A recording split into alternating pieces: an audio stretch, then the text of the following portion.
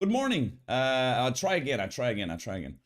So welcome to the first ever good morning, good tennis morning, as we with a channel. Or let's say me, I decided to make a good morning tennis chat where we talk a little bit about tennis, about what happened last evening, what happened throughout the week. Also taking a look into next couple of days, what's happening tennis-wise. And I'll give you a short insight about the tournaments, the upcoming tournaments, and then we just talk Q&A. If you have questions, you can feel free to ask whatever you like. I want to do it now every morning at 9 o'clock. So every morning at 9 o'clock, we'll be starting to just have, as I said, like 15 minutes. I will put a timer today. It's 20 minutes because I want to explain a little more and better to you guys. A lot of people are probably not being able to watch it live. They're gonna rewatch it and then we'll see. So every morning at 9 o'clock German time, Central Europe time, Berlin time will be the morning tennis talk. So yeah, of course, Sabalenka Alcaraz winning Madrid. That is, of course, what you already know. Then we have Andy Murray winning a big challenger event in Aix-en-Provence. Dominic Thiem plays this week a challenger, and Struff, what a run with the lucky loser, making it to the final in Madrid. Unbelievable stuff from Struff. Yeah, Nadal, of course, out. Raducanu. Also, then we had a cake gate where Sabalenka just got a smaller cake than Alcaraz. Alcaraz got a huge cake for his birthday, and it was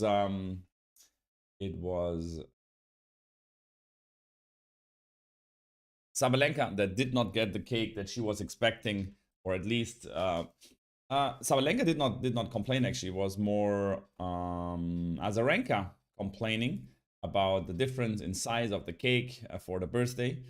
So that was a big thing. Blew up in social media. Now we'll see that goes on. But for me, in my opinion, as I said already before, completely bollocks, because yeah, I mean, home crowd hero plays on center court, wins his match, goes to the final, and then it gets a cake. This is something different than Belarusian player that did not play a match on center court that day. You know, it's just how it is.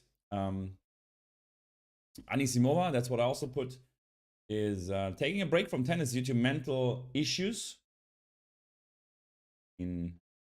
out of tennis, because she says she loves the game, but it's just too much happening at the moment. So she's out for now. Here she is. Actually take this out. Background. Hey, Marcus. Yeah, exactly. Beatriz and Sabalenka. No. Azarenka, not Sabalenka. Azarenka in doubles, they were winning. How you doing, Marcus? So, as I said, like every morning, 9 o'clock, we'll do this short morning talk a little bit about tennis, what happened during the weekend. Dominic Thiem plays against a qualifier. Mauthausen. So, I mean, the winner gets 100 ranking points, which is quite a lot. So, compared to a 250 ATP event, where you get 250 points for winning the trophy. The Dominic Thiem is seeded. He will play either Federico Del Bonis or Manuel Guinar. These are the two guys that will play.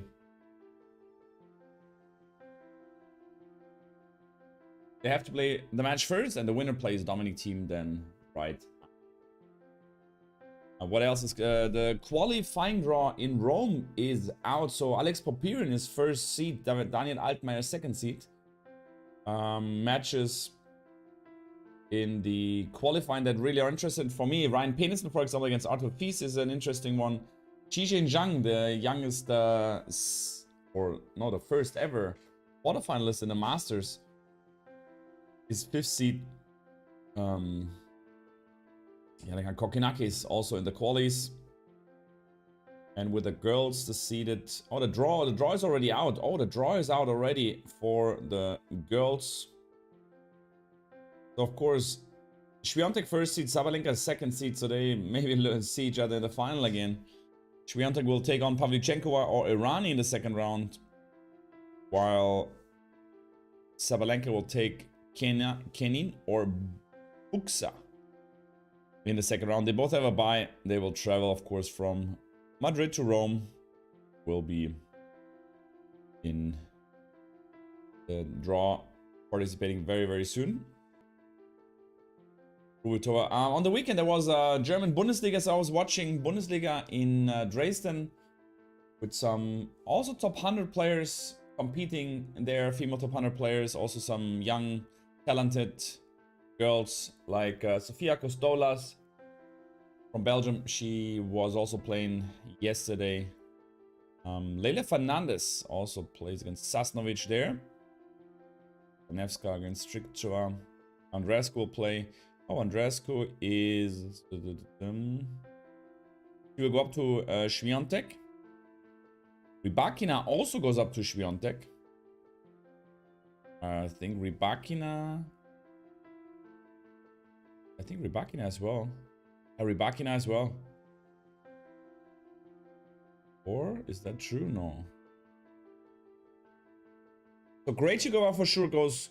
So to Iga goes Kostyuk, Muchova, Krejcikova.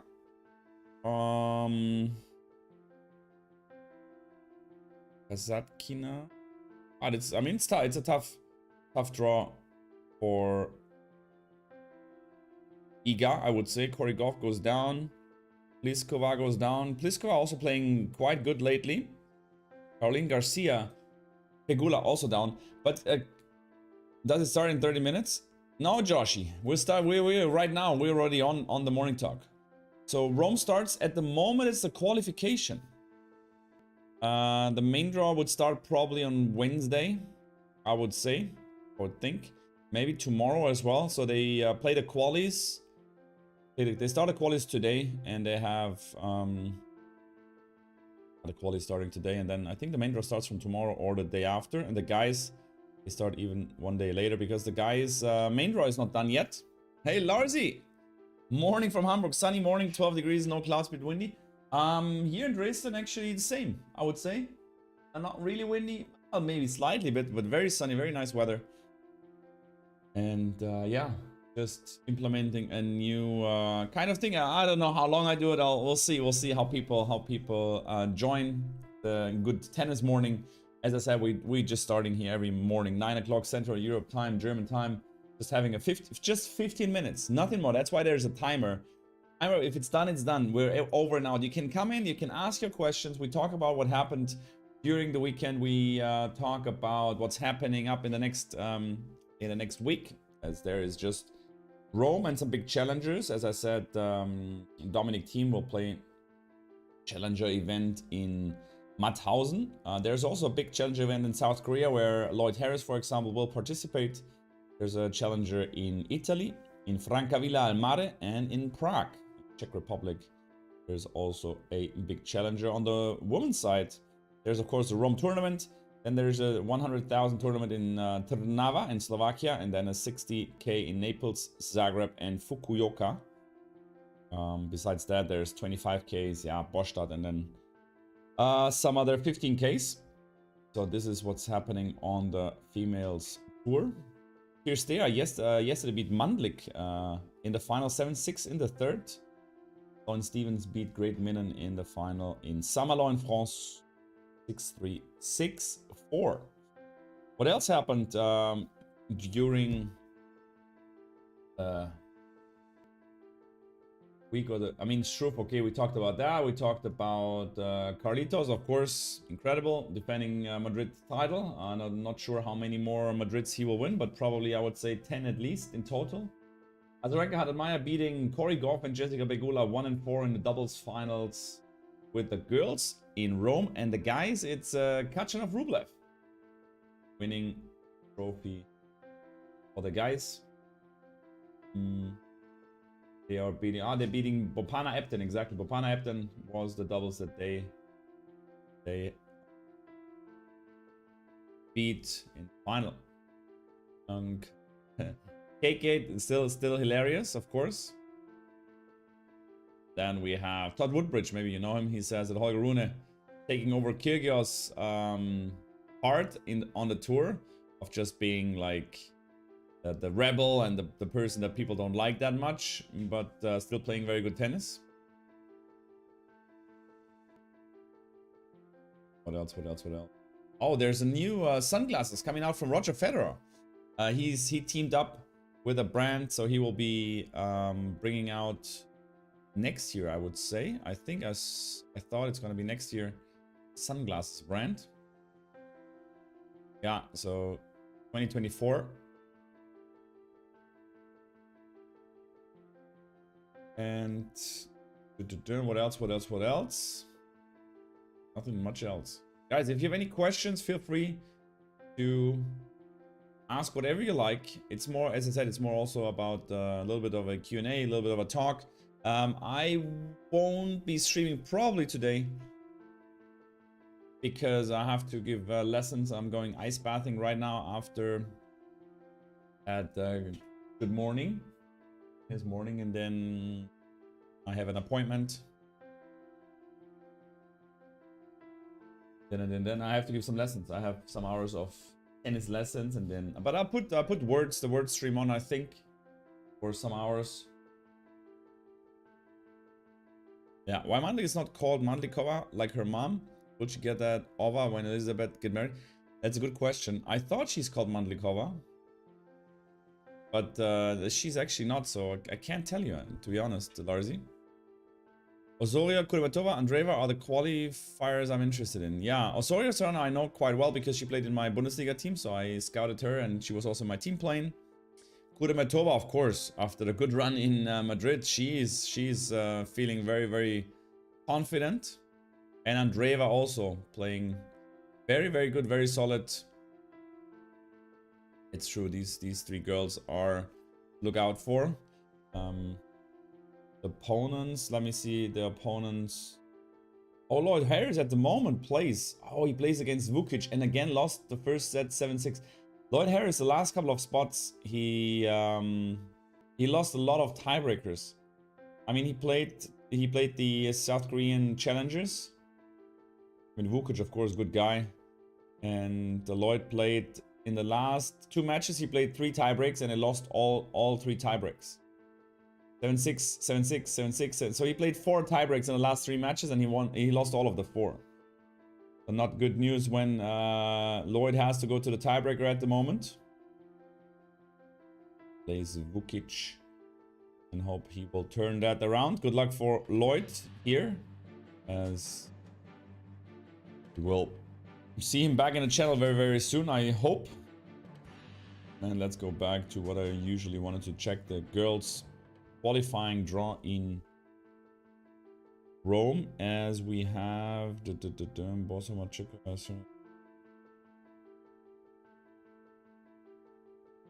Antlik plays Rakimova. Bouchard plays Dalmagalfi. Interesting. So Osorio Serrano plays Deborah Chiesa, wildcard from Italy. Kudermetova plays the 23rd seed Sebov. Polina Kudermetova, she was not the one. No, she was not the one that. But this Kudermetova was not the one that played very good in Madrid. So Kudermetova playing Sebov, that's a different Kudermetova. Just saying. And Andrea plays Giacomo.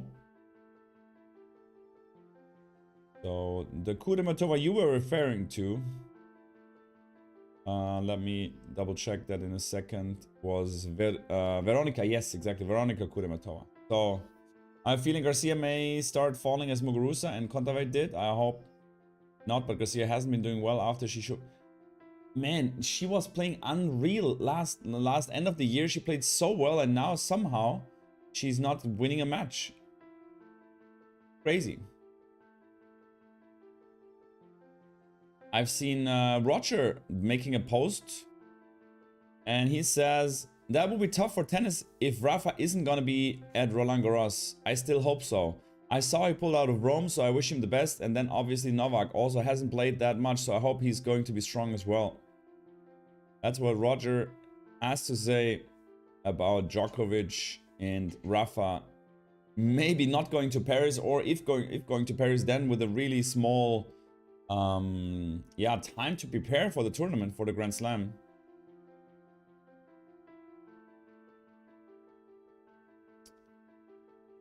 Rogi's still up there. I mean, yeah, he's taking care of the family, of course, during the time off the tennis court. I like this daily 15-minute morning routine so far. Did Iga wrote back after you took your coach over after she lost Serena? She says she's thinking about it. So I texted her. She replied, says, "Hey Yannick, thanks," and he's thinking about it with a smiley. So let's see. I mean, she knows I'm there. So yeah. I mean, this is kind of a morning tennis talk routine. Whenever you can watch it. Maybe I need to do it a little earlier. Maybe I need to do it at 8 o'clock, so people that have to go to the work will watch it before work, because no one is watching that, you know, watching it after. Sometimes I'm just doing 10 minutes. It's just like I want to have a certain specific time where I start, so people can just jump in, say hi, know that I'm here. If they have any questions, they can jump in, ask their question. And yeah, then we have just a short talk about what happened, what will happen, and maybe I will have a guest here once in a while, having a short guest for a small interview. We'll see. So yeah, but as always, people don't know it yet, so they have to learn. But that's why it comes with like doing it regularly. So every morning 9 o'clock I'll be here for now on. Hey KC, good morning. Looking forward to Rome. How do you feel about Iga winning Roland Garros at this point? I think Roland Garros, Iga has a better chance because the conditions in Roland Garros are better than in Madrid. Madrid was a little bit altitude. The balls were a little bit more flying, was a little bit faster. So that's why Struffy also had a chance of making that good run with his serve, because just the conditions are good for the good servers and fast players. So no surprise that it's Ratsev, that it's Struff, these guys, hard hitters, making a good run in Madrid. But as I said, in the Roland Garros, the conditions are slightly different, so I see Iga having the edge here over Sabalenka. But yeah, Sabalenka, as she showed, if she is on and she hits good, hard to beat. It's gonna be tough, it's gonna be great. There is probably gonna be a rivalry upcoming in the next couple of years, at least it feels now, which we never had in the female tennis in the last years. That Sabalenka and Świątek just sharing the slams and being in the final. Maybe Rybakina stepping in there, maybe Ons Jabeur if she's fit and on clay. But still also Ons Jabeur, I don't see her on the same level than Iga and Sabalenka. She can beat them, both of them, but not 100% sure if she will be able to. But we'll see. Gonna be interesting, but I like that there is always these battles between two girls, and maybe one girl loses, and then okay, there's Rybakina in the final, but it's always like the top 3-4 playing against each other in the semis and finals. That's what I really like. That's Miami, New Orleans, Madrid, Rome. Are there other back-to-back masters? Yes. It is isn't it in the Vancouver Montreal? No. Is also back-to-back. And what else is there? Yeah, I think that's it, guys. 20 seconds left. We will cut out at the second. If there, I have to always stop there. No overtime in these morning good morning tennis, guys. Was a pleasure. See you tomorrow morning, 9 o'clock. Keep your questions for tomorrow. I wish you all the best. Have a great day, great start, and I'll see you very soon. Ciao.